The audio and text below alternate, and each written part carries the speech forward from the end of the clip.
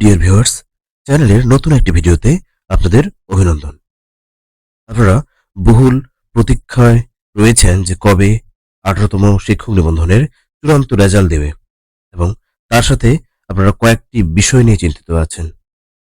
তার মধ্যে বিষয়গুলো হলো, যারা 18তম নিবন্ধন পরীক্ষায় টিকেননি, কেন আপনি নিবন্ধন পরীক্ষায় লিখিতই টিকলেন না? এরপর কি কারণে আপনি ভাইবা দেওয়ার পরেও আপনার রেজাল্টটি আসলো না? এর পরের বিষয়টি হলো, ভাইভাতে পাশ করার পরও কেন আপনি চাকরিটি পাবেন না, অর্থাৎ চূড়ান্তভাবে সুপারিশ প্রাপ্ত হবেন না। আপনার সামনের বাধাগুলো কি কি এবং ফলাফল আপডেট, এই কয়েকটি বিষয় নিয়ে আজকে আমি এই পুরো ভিডিও জুড়ে আলোচনা করব। মাঝে কয়েকদিন আপডেট সেভাবে দেওয়া হয়নি, কারণ নতুন আপডেট তেমন ছিল না। যেহেতু একটি গুরুত্বপূর্ণ বিষয় আপনাদের সামনে নিয়ে হাজির হয়েছি, এই গুরুত্বপূর্ণ বিষয়ের পুরো ভিডিওটি অবশ্যই দেখবেন। কেউ মাঝপথে ভিডিওটি দেখতে ছেড়ে গেলে পরের অনেক বিষয় আপনার অজানাই থেকে যাবে, যার জন্য আপনি ভিডিওর পুরো ব্যাপারটি কিছুই বুঝবেন না। প্রথমে আমি বলি, 18তম শিক্ষক নিবন্ধন যারা রিটেন পরীক্ষা দিয়েছেন তারা সবাই কেন লিখিততে টিকলেন না? আপনি আপনার কথাগুলোর সাথে আমার কথাগুলো মিলিয়ে নেবেন। এমন অনেক প্রার্থী রয়েছেন যারা কয়েকবার পরীক্ষা দিচ্ছেন লিখিত, 17তম, 18তম, 15তম, 16তম, কিন্তু আপনি এখনো রিটেন পরীক্ষায় উত্তীর্ণ হতে পারছেন না। আপনি যখন রিটেন পরীক্ষা দিয়ে বের হয়েছিলেন তখন কিছু কমন বিষয় দেখবেন। অনেকের পরীক্ষা খুব ভালো হচ্ছে, তারপরও রিটেনের রেজাল্টটি আসছে না। তার কারণ হলো, রিটেন পরীক্ষায় আপনার খাতাটি যিনি মূল্যায়ন করছেন এটি পুরোটা তার উপর ডিপেন্ড করে। এখন আপনি যখন নিজের খাতাটাকে নিজে মূল্যায়ন করবেন তখন আপনি এভাবে ভাববেন যে আপনি যদি আপনার খাতাটাকে নিজেই মূল্যায়ন করতেন তাহলে আপনি সেখানে কত মার্কস দিতেন। অর্থাৎ একটি বিষয়কে ঠিকভাবে উপস্থাপন করাটার কৌশল জানতে হয়। যদি আপনার ঠিকমতো উপস্থাপন করার কৌশলটি ঠিক থাকে তবে আপনি অবশ্যই উত্তীর্ণ হতেন। যেহেতু আপনি উত্তীর্ণ হননি, তার মানে আপনার লেখার যে কৌশল, সে লেখার কৌশলে ভুল ছিল। এখানে ভুল বলতে আমি বুঝাচ্ছি যে তথ্য আপনাকে যতটুকু চাওয়া হয়েছে ততটুকুই দিতে হবে। যদি তথ্যের ক্ষেত্রে কিছু গরমিল থাকে বা কিছু কম থাকে, সেক্ষেত্রে সমস্যা হয়ে যেতে পারে। যেমন ভাবেন, আপনি যে বিষয়ের উপর লিখলেন সে বিষয়ের পুরো ব্যাপারটি আপনি নিজেই জানেন না, বিস্তারিত জানেন না। আপনি তো এটা বুঝেন যে আপনি ওই প্রশ্নটির উত্তর পুরোটা জানেন না। তো না জানার কারণে আপনি একটা গুলিকে যদি আপনি টার্গেট না করেই যদি নিক্ষেপ করেন, সেক্ষেত্রে কি করবে? সেটি কি সে আপনার টার্গেটে পৌঁছাতে পারবে? কখনোই পারবে না। কারণ এখানে আপনি যেহেতু একটি চাকরির পরীক্ষায় অংশগ্রহণ করেছেন, এখানে আপনার তথ্যগুলো সাজানো গোছানো হতে হবে। এখানে অন্ধকারে ঢিল মেরে কোনো লাভ হবে না। এ কারণে যে প্রশ্নটির উত্তর আপনি স্পষ্ট জানেন এবং ক্লিয়ার জানেন, সেই প্রশ্নটির উত্তরের ক্ষেত্রে আপনি অবশ্যই মার্কস পাবেন। কিন্তু যে প্রশ্নটির উত্তর আপনি জানেন না, আপনি জাস্ট একটা আন্দাজ করে আপনি সেই প্রশ্নটির উত্তর লিখলেন, সেই ক্ষেত্রে আপনি টিকবেন না। আপনি খেয়াল করেন, আপনি লিখিততে টিকেননি, তার এটি একটি বড় কারণ। আপনি যে অ্যান্সারগুলো করেছিলেন সেই অ্যান্সারের মধ্যে কিছু অসামঞ্জস্যতা ছিল। যেমন, আপনি যে বিষয়টি উত্থাপন করেছেন সেই বিষয়টি আপনি ঠিকভাবে উপস্থাপন করতে পারেননি। এটাই মূলত মেইন সমস্যা। এ কারণে চাকরির রিটেন পরীক্ষায় উত্তীর্ণ হওয়ার জন্য শুরু থেকেই আপনাকে প্রস্তুতি ঠিকভাবে নিতে হবে। আপনারা হয়তোবা জানেন, আগের যে নিবন্ধন পরীক্ষার রিটেন পরীক্ষার সিস্টেম ছিল, সেখানে অথবা প্রত্যেকটা পার্টি অ্যাড করা ছিল, অথবা প্রত্যেকটা পার্টি অ্যাড করার থাকার কারণে অনেকেই কিছু কিছু অংশ বাদ দিয়ে পড়তেন। সেক্ষেত্রে কোনো সমস্যা হতো না। কিন্তু লাস্ট যে পরীক্ষাটা হয়েছে, অর্থাৎ 17তম, এবং 18তম। এই ক্ষেত্রে এখানে অনেকগুলো বিষয় একসাথে জড়িত। অর্থাৎ আপনি খেয়াল করবেন যে এখন 18তম পরীক্ষায় অর্থাৎ 18তম নিবন্ধন পরীক্ষার লিখিত পরীক্ষায় দেখেছেন যে এখানে কোনো অথবা ছিল না। অথবা না থাকা কিছু পজিটিভ দিক, কিছু নেগেটিভ দিক হলো। পজিটিভ দিক আগে বলি। অথবা না থাকার কারণে আপনি ওই প্রশ্নগুলোর কোনো বিকল্প নেই। আপনি প্রশ্নগুলোর উত্তর জানেন। আপনাকে আর চিন্তা করতে হবে না যে কোন প্রশ্নটা আপনি লিখবেন, কোন প্রশ্নটা আপনি লিখবেন না। কিন্তু যদি সেখানে অপশন দেয়া থাকতো তখন আপনি কনফিউশনে পড়ে যেতেন। কোন পার্টটি আপনি লিখবেন? দেখা যাচ্ছে যে এক সেটের যে অংশগুলো আপনার খুব কমন সেগুলোর মধ্যে আরেকটি প্রশ্ন এসেছে যে প্রশ্নটা আপনার কাছে আনকমন। তো সেক্ষেত্রে বিভিন্ন রকম সমস্যা হয়ে যায়। এটি একটি বড় সমস্যা হয়ে যেত। কিন্তু 18তম শিক্ষক নিবন্ধনে যেহেতু আ ওয়ান ওয়ে অর্থাৎ এখানে আপনার কোনো বিকল্প নাই। এ কারণেই অনেকে যারা আগের সিলেবাস মেইনটেইন করে পড়াশোনা করেছেন তারা এই পরীক্ষায় টিকেননি। কারণ এবার অপশন ছিল না। এ কারণে 18তম শিক্ষক নিবন্ধনধারী যারা রয়েছেন এবং যারা লিখিত দিয়ে ভাইবা দিচ্ছেন এবং চূড়ান্তভাবে উত্তীর্ণ হবেন তাদের ক্ষেত্রে দেখবেন মার্কসটি তুলনামূলকভাবে আগেরগুলোর থেকে বেশি আসবে। কারণ এখানে বেশি আসবে এবং এক্ষেত্রে মার্কস তোলাও একটু চ্যালেঞ্জিং ব্যাপার। এখন আপনি আপনি কি নিবন্ধনের জার্নিটা এখানে ছেড়ে দেবেন? না। আপনি আপনার সামনের যে 19তম শিক্ষক নিবন্ধন আসতেছে সেখানে আপনার একটি শক্ত অবস্থান তৈরি করুন। আপনার সেই শক্ত অবস্থান তৈরি করার জন্য এখন থেকেই সময় নষ্ট না করে লিখিত প্রিপারেশন শুরু করুন। আপনি যেহেতু কয়েকবার লিখিত দিয়েছেন, উত্তীর্ণ হননি কিন্তু লিখিত দিয়েছেন, অর্থাৎ আপনার যে প্রিলি পরীক্ষার জন্য আপনি একেবারে পারফেক্ট। আপনার প্রিলি পরীক্ষায় কখনো আটকাবেন না। কিন্তু রিটেন পরীক্ষায় আটকাতে পারেন। এ কারণে আপনি শুরু থেকেই এখন থেকেই আপনার বিষয়ের উপর আপনি প্রস্তুতি নেওয়া শুরু করেন। এক্ষেত্রে অনেকে আছেন যারা বলেন যে এবার স্কুলের এপ্লাইটি করলাম, স্কুলের এবার নিবন্ধনটি হয়ে গেলে পরবর্তীতে আমি কলেজে নিবন্ধনটি করব। কারণ দুটি নিবন্ধন একসাথে চালানো যায় না। আসলে এই ধারণাটি অনেকটা ভুল। আপনি নিবন্ধন দিতে কতদিন সময় নষ্ট করবেন? আপনি একই সাথে স্কুল এবং কলেজেরটিকে সিলেক্ট করুন। হয়তোবা আপনি জানেন স্কুল নিবন্ধন সহজে হয় কিন্তু কলেজ নিবন্ধনের ক্ষেত্রে সময়টা একটু বেশি লাগে। কারণ হচ্ছে কলেজ নিবন্ধনে টিকতে হলে আপনার রিটেন মার্কসটি অনেক বেশি প্রয়োজন হয়। কিন্তু স্কুলের ক্ষেত্রে সেটি হয় না। দেখবেন স্কুলের ক্ষেত্রে 50 প্লাস মার্কস পেলেই রিটেন পরীক্ষায় আপনি উত্তীর্ণ হবেন। কিন্তু কলেজের ক্ষেত্রে এটিকে আপনাকে 75 বা 70 আপস করতে হবে। তারপর আপনি রিটেনে টিকতে পারেন। এ কারণে আপনি যেহেতু আপনার বিষয়ের উপর স্কুল এবং কলেজের মধ্যে যে সামঞ্জস্য বা অসামঞ্জস্য আছে সে পুরো বিষয়গুলো এখন থেকে অবজার্ভ করে আপনি এখন থেকেই রিটেনের প্রিপারেশনটি ঠিক মতো নেওয়া শুরু করেন।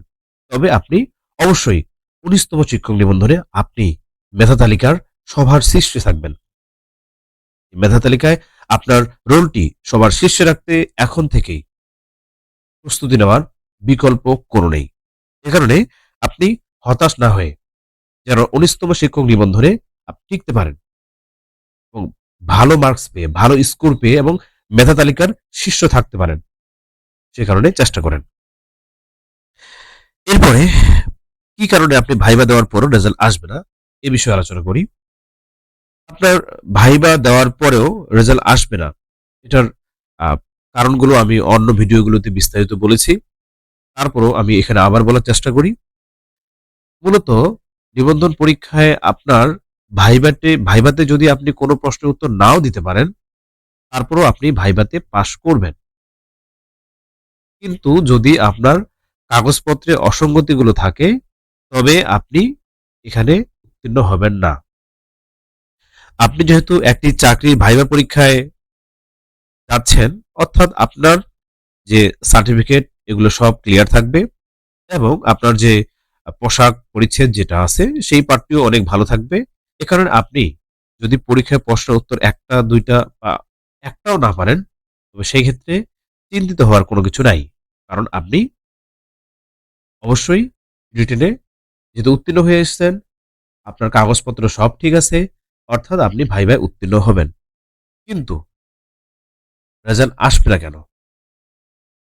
কারণ আপনার এই অসঙ্গতিগুলোর জন্য। এ কারণে আপনি যদি এই অসঙ্গতিগুলো এখন থেকে ধরতে পারেন এবং ধরার পরে আপনি সেই অসঙ্গতিগুলো দূর করতে পারেন, তবে আপনার কোনো সমস্যা হবে না।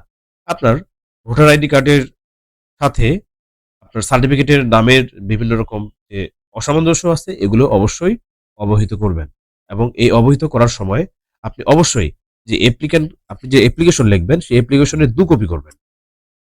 ১ কপি এনটিআরসি অফিস জমা নেবে এবং অন্য একটি কপি আপনি রিসিভ কপি হিসেবে আপনাকে দিবে। এ কারণে অবশ্যই আপনি ২ কপি অ্যাপ্লিকেশন লিখে নিয়ে যাবেন। এরপরে পরের যে বিষয়টি সেটি হলো ভাইভাতে পাস করার পরেও কেন আপনি চাকরি পাবেন না? আপনারা হয়তোবা অবগত আছেন, লাস্ট যে ৬ষ্ঠ গণবিজ্ঞপ্তির জন্য যে চাহিদা লিস্ট, এই চাহিদা লিস্টে অনেক প্রতিষ্ঠান তাদের নিজের প্রতিষ্ঠানে ফাঁকা পদ বা শূন্য পদ থাকা সত্ত্বেও সেটির চাহিদা দেননি। কারণ অনেকেই মনে করছেন যে নিবন্ধনের মাধ্যমে যে সিস্টেমটা মানে সুপারিশ হওয়ার যে সিস্টেম, এই সিস্টেমটি আর থাকছে না বলেই সব দায়িত্ব কমিটির হাতে যাচ্ছে। আগে যেভাবে কমিটিতে টাকা দিয়ে বা ঘুষ দিয়ে চাকরি নেওয়া হতো, এখনো তাই হতে যাচ্ছে। এই বিষয়টির জন্য অনেক প্রতিষ্ঠান প্রধানেই তাদের প্রতিষ্ঠানের চাহিদা দিচ্ছেন না। আপনাদের কাজ হলো এই সকল প্রতিষ্ঠানকে খুঁজে বের করার পরে এ সকল প্রতিষ্ঠানের বিরুদ্ধে অ্যাকশন নেওয়া। যদি এ সকল প্রতিষ্ঠানের বিরুদ্ধে কোনো অ্যাকশন না নেওয়া হয়, তবে আপনাদের এই উত্তীর্ণ হওয়ার পরও আপনি চাকরিটি পাবেন না, কারণ শূন্যপদ অনেকটা কমে যাবে। এ কারণে আপনারা হয়তোবা কয়েকটা নিউজে দেখেছেন, আমি সেই নিউজগুলো সবগুলো নিউজ একসাথে কালেক্ট করে সেটির উপর ভিডিও একটি নিয়ে আসতেছি, সেটার জন্য কাজ চলছে।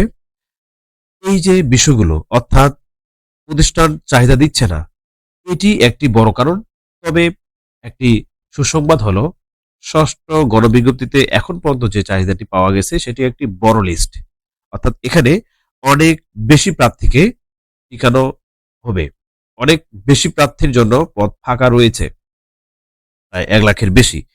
এ কারণে আপনি যদি ঠিকমতো গণবিজ্ঞপ্তিতে এপ্লাই করতে পারেন আপনার মেধা লিস্ট জেনে, তবে আপনি অবশ্যই চাকরিটি পাবেন। কিন্তু ভাইভাতে পাশ করার পরও কেন আপনি চাকরিটি পাবেন না? আপনার মেরিট পজিশন যদি দূরে থাকে এবং আপনি যদি সেরা প্রতিষ্ঠানগুলোকে সিলেক্ট করেন, তবে নিশ্চিত থাকেন যে আপনার চাকরিটি হবে না, অর্থাৎ আপনার চূড়ান্ত সুপারিশটি হবে না। আপনার পজিশন আগে দেখে নিতে হবে যে আপনি কোন জায়গায় রয়েছেন।